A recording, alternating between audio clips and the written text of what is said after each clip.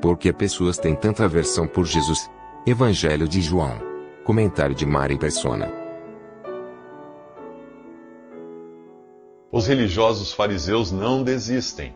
Eles voltam ao homem que foi curado e exigem que ele fale mal de Jesus. Querem que ele diga que Jesus é pecador. O ex-cego é sincero o suficiente para admitir: se é pecador, não sei. Uma coisa eu sei, eu era cego e agora eu vejo.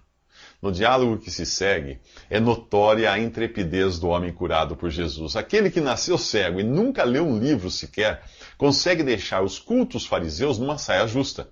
Ele responde à insistência dos fariseus mais ou menos assim: vocês perguntam como Jesus me abriu os olhos? Eu já disse e vocês nem ligaram.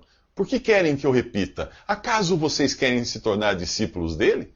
Vocês são tão sabidos, todavia não sabem de onde é que esse Jesus que me abriu os olhos desde o princípio do mundo, nunca se ouviu falar de alguém que tivesse curado um cego de nascença. Se este homem não fosse de Deus, não poderia fazer isso.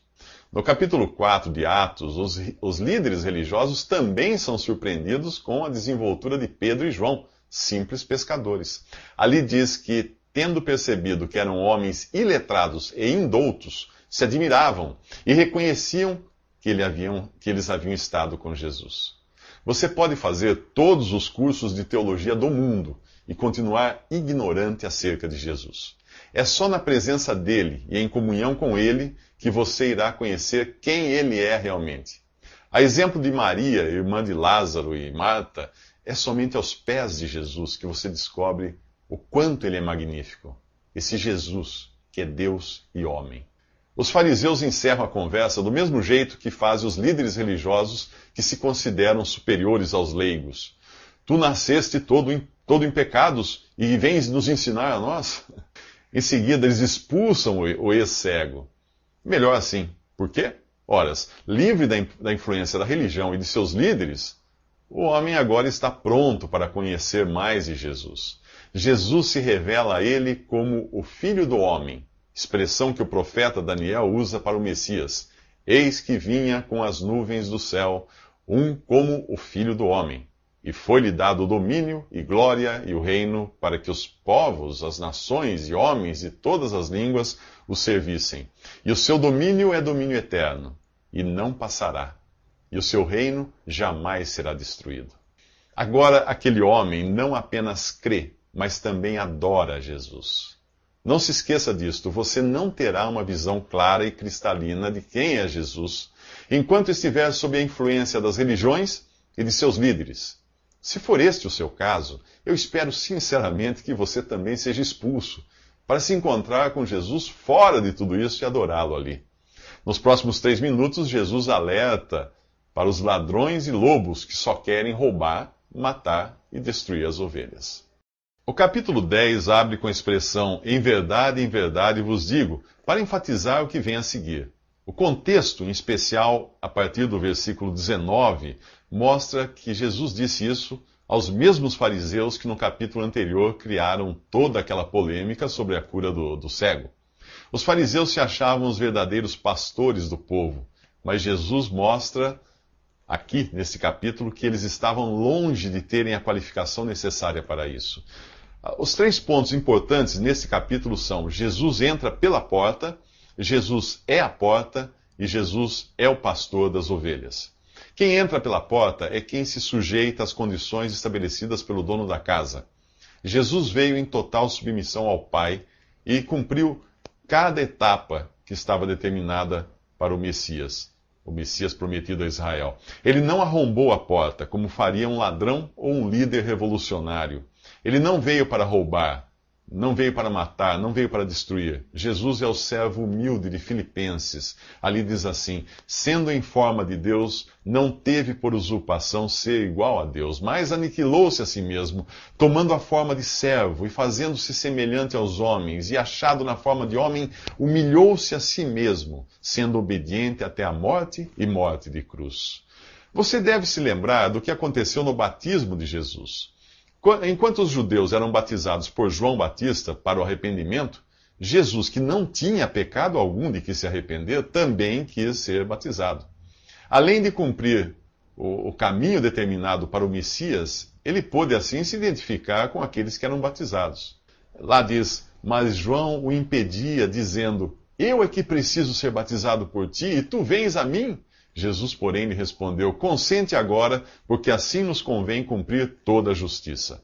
Não se esqueça de que nos evangelhos nós vemos Jesus em sua relação com Israel. A igreja só viria a existir no capítulo 2 do livro de Atos. Portanto, o seu rebanho aqui nesse capítulo é Israel, não a igreja. Mesmo assim, nós podemos aplicar isto também aos que hoje creem em Cristo. O mesmo pode ser dito dos diferentes aspectos que Jesus assume aqui como pastor, ou na Bíblia como pastor. Nesse capítulo, ele é o bom pastor, que dá a vida pelas ovelhas. Em Hebreus capítulo 13, ele é o grande pastor, que ressuscitou e completou a obra da redenção de suas ovelhas. Vá lá ler. Em 1 Pedro capítulo 2, ele é o supremo pastor, que voltará para dar às ovelhas uma incorruptível coroa de glória. Quer ver essa mesma sequência nos Salmos? Então leia os Salmos 22, 23 e 24. Nas edições católicas da Bíblia, a numeração é 21, 22 e 23. Jesus aparece nesses Salmos 22, 23 e 24 como o bom pastor, o grande pastor e o supremo pastor. Aquele que morreu, aquele que vive e aquele que voltará. Nos próximos 3 minutos faremos um passeio pelos Salmos para acompanhar a trajetória desse pastor. No capítulo 10 do Evangelho de João, nós encontramos Jesus, o bom pastor. A profecia que fala desse caráter do pastor está no Salmo 22, onde ele é visto morrendo por suas ovelhas numa cruz. Para você entender melhor o que eu vou dizer aqui, sugiro que leia o Salmo 22 na íntegra.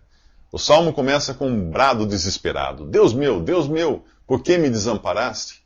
Quem é esse desamparado de Deus, descrito aqui como motivo de zombaria do povo, sofrendo dor e sede, entre malfeitores, com mãos e pés traspassados e tendo as suas vestes sorteadas? Quem é esse? Compare esse salmo com o relato da crucificação nos evangelhos e você terá uma visão mais ampla de Jesus sendo crucificado. 1000 anos depois deste Salmo 22 ter sido escrito, Jesus deu o mesmo brado de desespero e abandono numa cruz.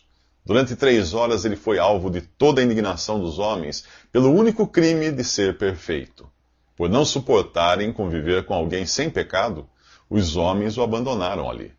Então aquele que não conheceu o pecado foi feito pecado por nós, e o mundo ficou envolto em trevas. Durante 3 horas, Jesus foi alvo de toda a indignação, agora de Deus, ao levar sobre o seu corpo os nossos pecados. Depois de abandonado pelos homens, agora era a vez de Deus abandoná-lo ali, por não suportar relacionar-se com alguém carregado de pecados. No Salmo 22, o crucificado lembra que Israel jamais foi abandonado por Deus. Isso também é verdade em relação a qualquer ser humano. Deus não tem prazer na morte do ímpio, mas espera que ele se converta. Nenhum ser humano, por mais ímpio que seja, é abandonado por Deus. Até o seu último suspiro, Deus está ao seu lado, aguardando que se converta do seu pecado. Prova disso é o bandido arrependido ao lado de Jesus na cruz. Antes de morrer, ele ouviu as palavras que lhe asseguravam a entrada imediata no paraíso. No entanto, naquela mesma cena, o próprio Jesus foi abandonado por Deus. O injusto ladrão só podia ser recebido por Deus se o justo Jesus morresse abandonado. No livro de Lamentações, o profeta Jeremias expressa os sentimentos do Messias com estas palavras: Eu sou o homem que viu a aflição causada pela vara do seu furor. Ele me guiou e fez andar em trevas e não em luz. Deveras fez virar e revirar sua mão contra mim o dia todo. Ainda quando grito e clamo por socorro, ele exclui a minha oração. Hoje nós sabemos que Jesus não permaneceu morto, mas ressuscitou. No mesmo Salmo 22, ele chama aqueles que foram salvos por ele de irmãos. E promete estar no meio da congregação de seus irmãos, louvando a Deus juntamente com eles. Nos próximos 3 minutos encontraremos o grande pastor, no Salmo 23, agora ressuscitado e cuidando das suas ovelhas. O Salmo 23 diz que o Senhor é o meu pastor, nada me faltará. Muita gente saboreia cada sílaba do nada me faltará, mas passa por alto o Senhor é o meu pastor. A última coisa que nossa natureza caída em pecado deseja é ter Jesus como pastor. Nós naturalmente queremos ser pastores de nós mesmos, buscando aquilo que nós achamos que precisamos. Mas é o pastor quem conhece as necessidades, as reais necessidades de suas ovelhas. E é ele quem deve decidir qual pasto é verde e qual água é tranquila. O pastor não empurra suas ovelhas, mas as guia mansamente. Ele faz isso por veredas de justiça e não por caminhos ilícitos ou atalhos obscuros. A frase, por amor do seu nome, indica que é a sua reputação que está em jogo. A segurança da ovelha não está no sustento que o pastor não deixa faltar, mas em ser guiada por quem tem uma reputação a zelar. A ovelha tem sua cabeça ungida com azeite, figura do Espírito Santo, e o seu cálice transborda. A Bíblia diz que o vinho alegra o coração do homem, portanto, um cálice que transborda nos fala de uma alegria maior do que aquela que podemos conter. A vara e o cajado do pastor são instrumentos que tanto servem para afugentar o lobo, como para disciplinar, guiar e resgatar a ovelha. Repare que alimento, descanso, direção e refrigério são coisas transitórias. Além disso, mesmo que o pastor prepare uma mesa para cada ovelha como prova de sustento e comunhão, existem inimigos em redor. Trata-se de um cenário hostil, onde a ovelha convive com necessidades e perigos, enquanto é apacentada por esse grande pastor. O maior inimigo nesse cenário é a morte. Mas aquele que tem o Senhor como pastor não teme mal algum ao passar pelo tenebroso vale que o leva para fora das pastagens provisórias desta vida. A ovelha sai daqui com a certeza de que bondade e misericórdia lhe seguirão e que habitará na casa do Senhor para sempre. Temos, portanto, um campo transitório onde a ovelha é pastoreada, um vale tenebroso com uma morte que já não é temida e um futuro brilhante e eterno na casa do Senhor. É a casa do Senhor e não o capim daqui que a ovelha deve almejar. Mas quem é a ovelha? Embora o Salmo 23 seja usado como amuleto em bíblias de decoração, as suas promessas só valem para quem tem o Senhor como pastor.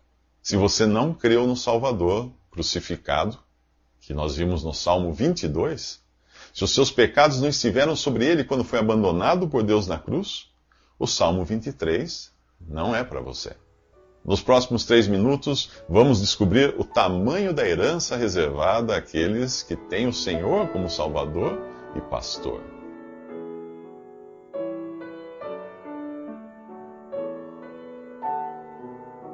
Visite Respondi.com.br. Visite também 3minutos.net.